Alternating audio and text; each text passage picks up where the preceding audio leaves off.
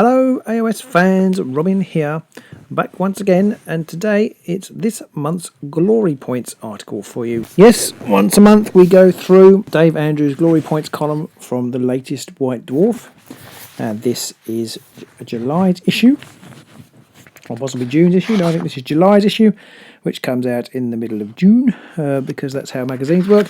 This is actually slightly later than usual. It's now coming out on the third weekend of the month, I believe. I'm not sure. Must have some operational reason why they wanted to change that. I'm not sure what that operational reason might be, but nevertheless, here we go. So this week's article is about combos, which is a great tactical interest. I think, I have to say, I'm terrible at actually thinking of good combos. I kind of almost imagine them on the fly. I don't tend to put that many in my decks. But in this game, Dave Sanders points out the power of a good combo and talks about the different types. So the simple one is the example of Potion of Rage with Concealed Weapon, because obviously if you're rolling extra dice from Potion of Rage, then the use of Concealed Weapon, but if you use Potion of Rage, you're rolling 2 extra dice, therefore you've got much greater chance of getting a crit for your +2 on Concealed Weapon. And then it talks about how 2 cards are usually better than 3 for a combo, so if you're going to have a 3-card combo, how that will rarely come off, because obviously you've got to have all the conditions right in your hand for it to come off at any one time. And it also gives an example of a combo which is interesting but probably not that useful, of Hero Slayer with Mighty Swing, because obviously although Hero Slayer and Mighty Swing could potentially be good, and you've only got 1 hammer on the Hero Slayer attack, so your Mighty Swing is unlikely to come off. Though if you could perhaps pair it with Potion of Rage, then you might be good for your first attack, but of course that is a 3-card combo and therefore unlikely to make it. So he talks about 2 cards being better than 3, and then he talks about versatile combos, which I think is what most decks tend to carry. So a versatile combo is described as usually 1 card that works with a number of cards, and it gives the example of Ready for Action with any upgrade, and I suppose Spoils of Battle would be another example of that. And then there are other cards like Shattering Terrain and Trap, or Pit Trap. It talks about working those together, and then another one with Concealed Weapon, which would be Unparalleled Strike. Unparalleled Strike is only 1 hammer, but rolls of hammers are considered as crits, so should you get those, gives you I think a 3 in 6 chance of getting a crit, and Concealed Weapon it could do you for such hefty 4 damage. It's not bad at all for 1 dice. And Lethal Strike, and again it marries up Lethal Strike with Potion of Rage. Quite like that in my Godsworn Hunt deck. Anything that gives you extra dice, I guess even Determined Effort would be better. For Lethal Strike.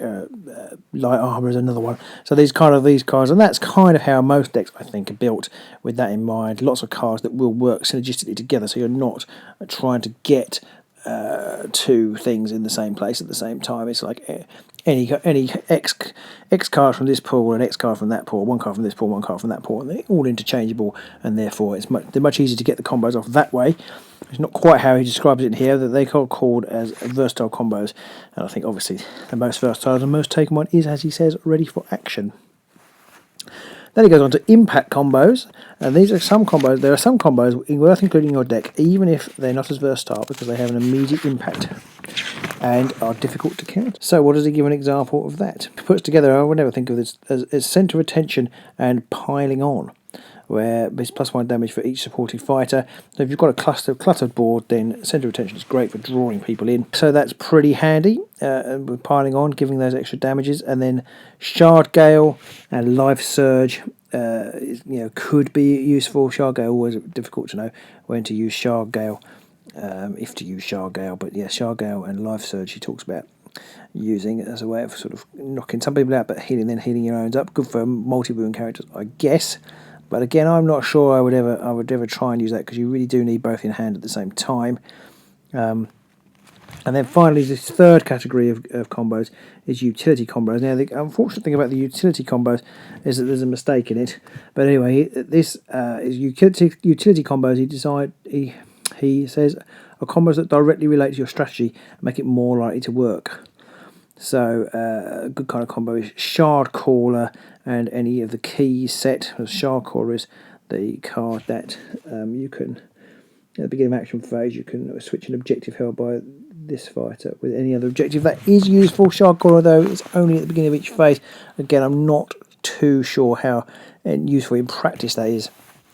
You might be better with something more versatile, that moves you over there, or even the ploy to you can only do that once, but the ploy that switches them over could also be used. There's a couple of ploys I think that do that. I'm not sure that that's a great combo myself, but you know, it is a combo. What I do quite like is Aether Flux along with Blessing of Victrix, or any of the ones that give you innate lightning. So Aether Flux means that spells that would require lightnings instead of require focus, and vice versa. So any spells that are focus only need lightnings, and if you've got innate lightnings, you've basically already got a success in that. So you can make tricky focus cards suddenly much easier to score. That's pretty neat, and probably much more useful than the objective, the upgrade that enables you to take an action to give yourself an innate focus. But unfortunately, it does talk about Demonic Weapon and Quick Learner. Each time this fighter makes an attack action, they must suffer 1 damage, and he says you can use Quick Learner then to draw cards, but you can't, I don't think, because it says after an enemy's fighter attack action or another warband's gambit that damages this fighter, but does not take them out of action, draw a power card. Well, there's two things here. One, it says gambit, and Demonic Weapon isn't a gambit, or after an enemy fighter's attack action. Well, it's not an enemy fighter's attack action. That's your fighter's attack action. So it's not particularly useful. You can't use it there. And then the fact this is another warband now, and I think there's some slight ambiguity around the writing there on who exactly is another warband, but that's a separate thing. But it does say there has to be an enemy fighter's attack action or another warband's gambit, but it's neither a gambit nor an enemy fighter's attack action. So that is a mistake, and yeah, it's slightly unfortunate, I suppose, that it did make it into print. Finally, he's concluded Game Changers, which I guess are the powerful ones. I'm not sure. I mean, the Fameway Crystal Earthing Stone, you can teleport onto a objective and then use Earthing Stone to stop people from scoring them, or not to be considered holding objectives. Could be useful if you play a key deck. So there are other game changes here: Spirit Sacrifice and Amnesiac Backlash. I think that's pretty tricky to pull off, even with an extra dice. Yeah, even with an extra dice, I think that's quite hard to pull off. And then Well of Power to increase the chance of success. Oh, that's with the same one. Well, yes, Well of Power I could say was probably a utility combo. Any spell you're using, Well of Power is great. And one that isn't mentioned here, which I do really like, and that is Arcane Familius one, which enables you to change any card to a lightning. It's brilliant if you roll a double crit, and it's brilliant if you just want to roll a spell and you want to get off your single lightning spell. So that is a great combo that I really like. My other combos, I don't tend to think much in terms of combos, really. Again, it's all, when I think about the dice, it's about maximising the success of what I'm trying to do.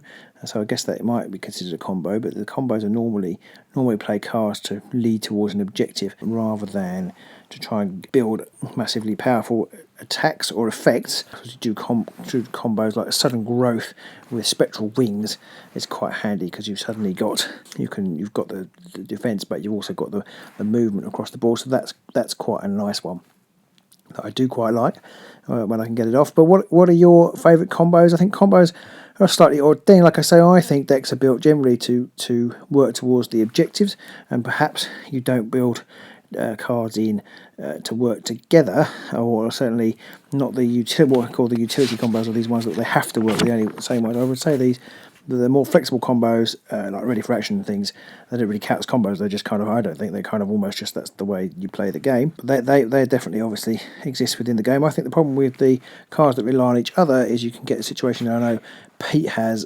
before, where you've got a plan but you can't get the right card at the right time. And I find that with a Magic deck, that's more to do with the objectives. You can't get the right spells in your hand at the right time. And as soon as you start relying on that, and you start to get blocks because you can't get what you need, so you can't cycle through your cards. You want to hold on to some cards, but you don't want to get rid of, while you wait for the other one, but you haven't necessarily got the space to draw the card that you need. So I think that's quite tricky, and then you also find yourself wanting a card. Shall I draw? Shall I not draw? What should I do? So interesting take on combos, I think. Definitely they have a place in the game. Do drop us a line with your favourite combos. So that was the Glory Points article. It's quite an interesting one today. It certainly is food for thought, and kind of made me think about what other combos I might pick. And I have to say, my immediately almost like asked to think of anything, my mind went immediately blank. I know there must be some good combos out there that I do play. I can't quite remember what any of them are at the moment. Other interesting things for Age of Sigmar listeners in this month's White Dwarf. Well, there's a new some new rules for Blackstone Fortress, which is good. A deadly lure behind a locked door has a treasure of incalculable value. Only a creature of immense strength could possibly breach the defence of this hidden vault. You're going to need an amble. So I'm quite interested to see how that's going to pan out.